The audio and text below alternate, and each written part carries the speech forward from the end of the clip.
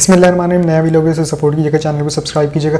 कुछ अहम खबरें हैं। एक तो बाजोड़ में जो धमाका हुआ उसके ऊपर, और इमरान खान साहब ने आज कौम से खिताब किया है। इसके अलावा हम हमेशा एक मसालेदार खबर लेकर आते हैं, तो आज मैं सुनाना तो नहीं चाह रहा था, लेकिन उसे रख देते हैं। आज 2-3 थी लेकिन एक ही रखेंगे। अब वो मसालेदार क्या है कि लेकिन वो किसी चीज़ से अब रिलेटेड भी है। अब वो है एक ट्वीट से रिलेटेड। हामिद मीर साहब ने एक ट्वीट की है। हामिद मीर साहब ने ट्वीट किया है कि वफाकी हुकूमत ने एक ही दिन में 25 यूनिवर्सिटियाँ कायम करने का ऐलान कर दिया, यानी कि उसका बिल भी पास कर दिया। ठीक है, अब ऐसी क्या ज़रूरत आ पड़ी कि एकदम पंजाब में 25 यूनिवर्सिटियाँ आप बनाएंगे? क्या दीगर सूबों में ज़रूरत नहीं है? पहली बात। दूसरा, उन्होंने बिजनेसमैन को टारगेट किया कि क्या इससे किस बिजनेसमैन को फ़ायदा हो रहा है। ये उनके 2 सवाल हो गए। अब इसका जवाब उनके पास भले ना हो, लेकिन मेरे पास उनके सारे जवाब पड़े हैं उस ट्वीट का। वो क्या जवाब है, मसालेदार, ये देखें। अगर आज हमें शहबाज शरीफ साहब कॉमसेट यूनिवर्सिटी एबटाबाद का कैंपस दे दें ताकि हम भी मरियम औरंगजेब और मरियम नवाज पैदा कर सकें यहाँ पर। जी, तो जवाब मिल गया कि एकदम 25 यूनिवर्सिटीज़ बनाने की हमें ज़रूरत क्यों पड़ी। अब मैं दोहराना नहीं चाह रहा क्योंकि मैंने आपको तफसील से वो चीज़ सुनाई है। खैर, बढ़ते हैं आगे। आज एक अफसोसनाक वाक़या पेश आया बाजोड़ में, जो कि उसकी जितनी मज़म्मत की जाए कम है।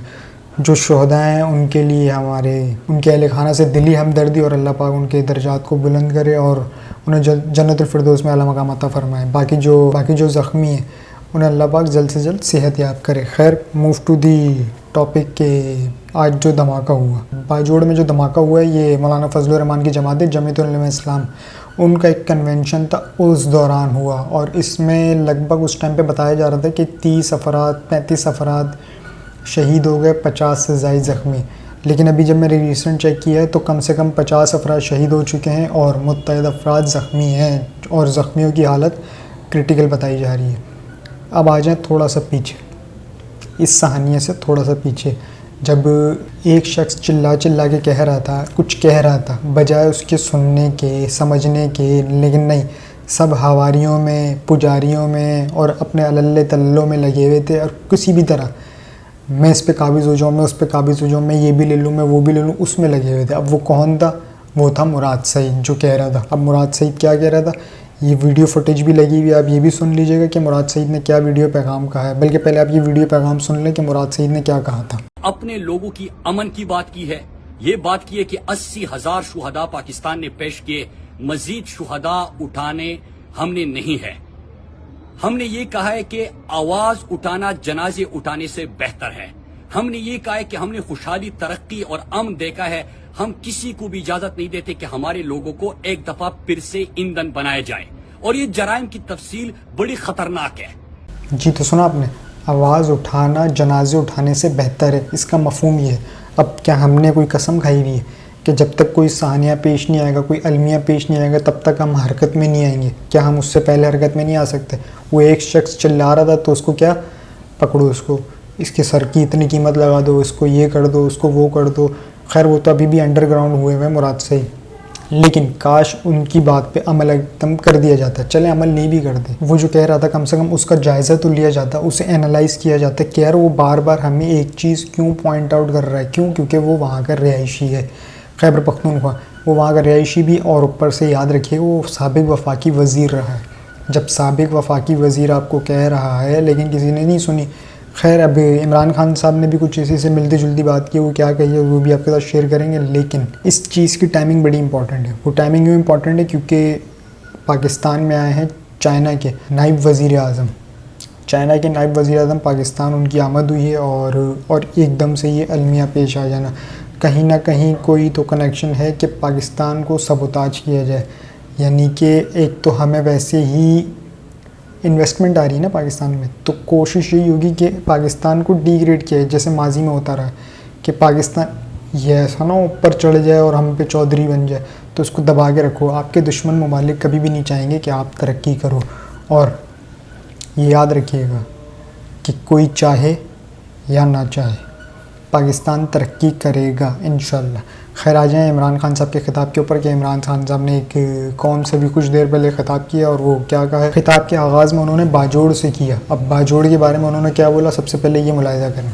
बिस्मिल्लाहिर्रहमानिर्रहीम, इय्याका नअबुदु व इय्याका नस्तईन, मैं अपनी पाकिस्तानी कौम की तरफ से सबसे पहले जो बजौड़ के अंदर दहशतगर्दी का हमला हुआ, जिसमें अभी पता नहीं चल रहा लेकिन 40 शहादतें हो चुकी हैं और कहते हैं 50 लोग इस वक्त बुरी तरह उस धमाके से वो ज़ख्मी हैं।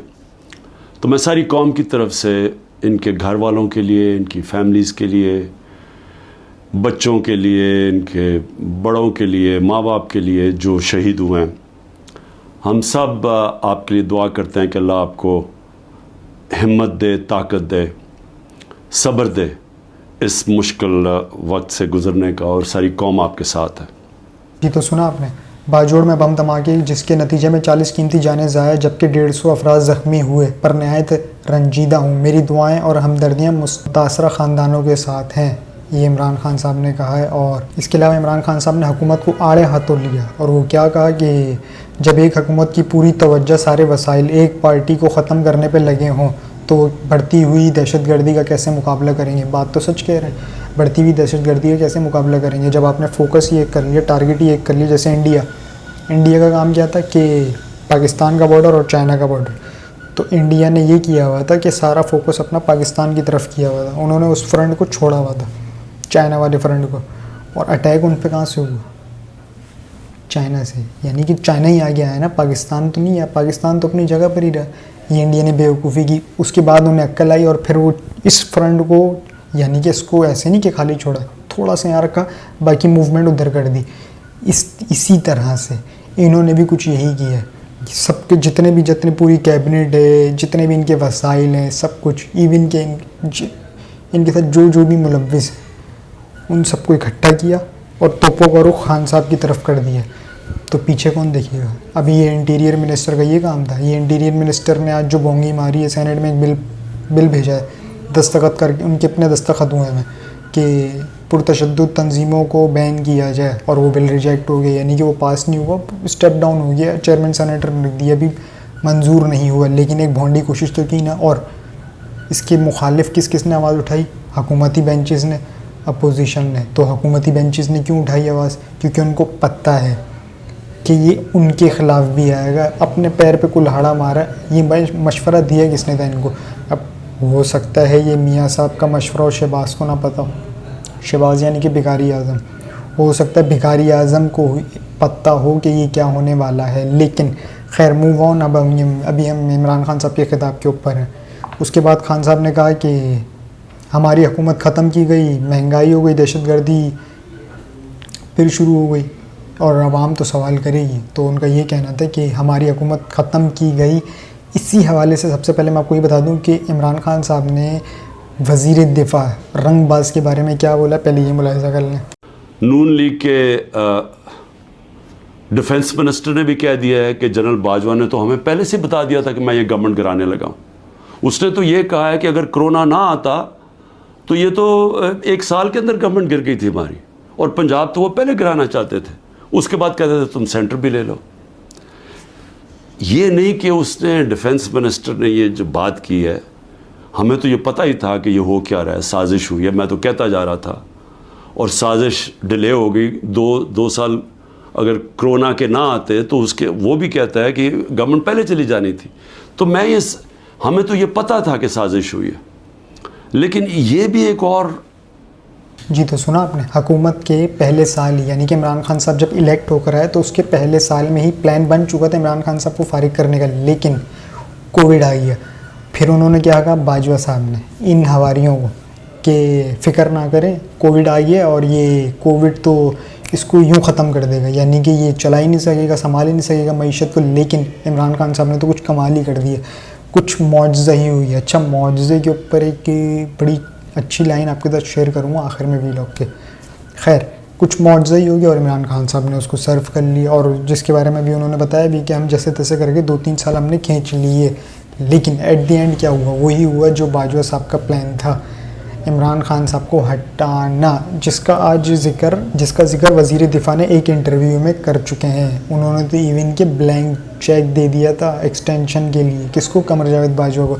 उसको ब्लैंक चेक दे सकते हैं, लेकिन कौमी ख़जाने में डालने के लिए इनके पास पैसे नहीं है, क्यों? इनकी जेब से जा रहा है। अबे तो जो ब्लैंक चेक दे रहे थे वो भी तो तुम्हारी जेब से जा रहा था, या फिर तुमने पहले ही तय किया हुआ था कि अभी हम अपनी जेब से दे देते हैं, जब हुकूमत में आएंगे ख़जाने में पड़े होंगे निकाल के वापसी अपनी जेब में डाल लेंगे, क्योंकि इनका वतीरा यही है, आओ खाओ ते जाओ। 9 मई के हवाले से खान साहब ने कहा कि 9 मई को पूरा मन एहतजाज हुआ, जो हमारा आइनी हक है। करने वाली ख़वातीन को बग़ैर किसी तफ्तीश के 70 दिन से जेलों में रखा हुआ है। अगर किसी का भी नंबर जियो फेंसिंग में आया तो उठा लिया, वहाँ पर CCTV कैमरे लगे हुए थे, तफ्तीश तो करें। कोर कमांडर हाउस में आग किसने जलाया, किसने आग लगाई, तो जिसने भी किया उसको सज़ा दें, यानी कि कोई प्रूफ तो दें कि भाई ये रासमिन राशिद है, इसके हाथ में मशाल है, या जो भी पेट्रोल बम में जो भी उसने उससे आग लगाई, वो सबूत नहीं है। लेकिन इनके पास ये सबूत है कि ये मौजूद थी। खैर मूव ऑन के इमरान खान साहब ने आखिर में एक जुमला कहा है जो इनके लिए कांपे टांगने वाला साबित होगा। ये जुमला, वो जुमला क्या कहा है कि ये जो मर्जी कर लें मैं खड़ा हूँ इनके जुल्म, क्योंकि ये जो मर्जी कर लें मैं खड़ा हूँ इनके जुल्म से, मैं किसी सूरत नहीं झुकूँगा, और मैं चाहता हूँ कि मेरी कौम ये फ़ैसला कर ले कि हम जुल्म के सामने नहीं झुकेंगे, हम आज़ाद हो जाएंगे। ये उन्होंने अपनी कौम को एक मैसेज दिया है इमरान खान साहब ने, और थोड़ा सा मैसेज आपके साथ शेयर भी कर देता हूँ, ये देखें। अगर इनके जुल्म के खौफ की वजह से हम डर जाएंगे तो हमारे सामने बदतरीन किस्म की ग़ुलामी है। और अगर ये इस मौके पे, तारीख़ के इस मौके पे हम खड़े हो जाएंगे, हम अपने आप को आज़ाद कर देंगे। और आज़ादी आएगी इंसाफ से, जब हमारे हकूक़ की हमारे अदालतें हिफाजत करेंगी, जब किसी की जुर्रत नहीं होगी किसी के घर में घुस के तोड़ने का, किसी की जुर्रत नहीं होगी झूठा केस करने के लिए। मेरे ऊपर 180 से ऊपर केसेस हैं।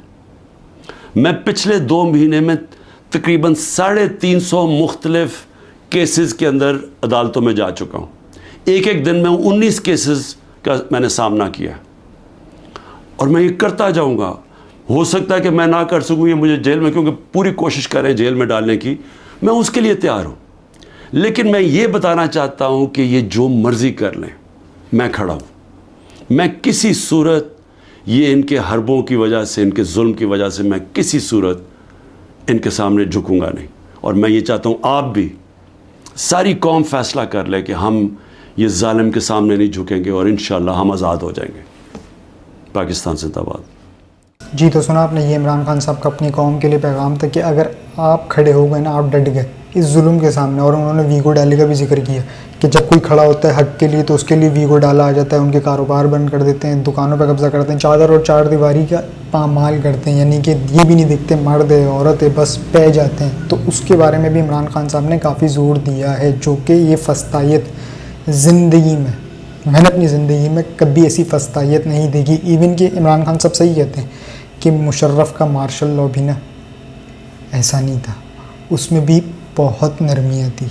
ये जो है ना, ये मार्शल लॉ से बहुत ज़्यादा बदतर है। अगर आप में से किसी ने देखा होगा तो आपको पता होगा, अगर नहीं देखा तो मैं तो यही कहूँगा कि उस दिन के आर्टिकल्स निकालें और वीडियोस वगैरह उसको देखें और पढ़ें, तो आपको पता चले कि इस फस्तायत में उस दौर से कितना ज़्यादा फ़र्क है।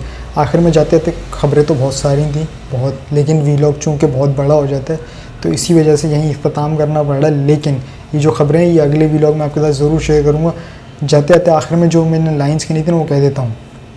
इमरान खान को झुकाने के लिए मुनसिफ बिका, मौलाना बिका, कलम बिका, शऊर बिका, इंसाफ बिका, मगर आज अल्लाह की मदद से वो खड़ा है। क्यों? क्योंकि डट के खड़ा है अब कप्तान। तक के लिए इतना ही जी। अपना और इस चैनल का ख्याल रखिएगा, चैनल को सब्सक्राइब ज़रूर कीजिएगा। अल्लाह हाफिज़।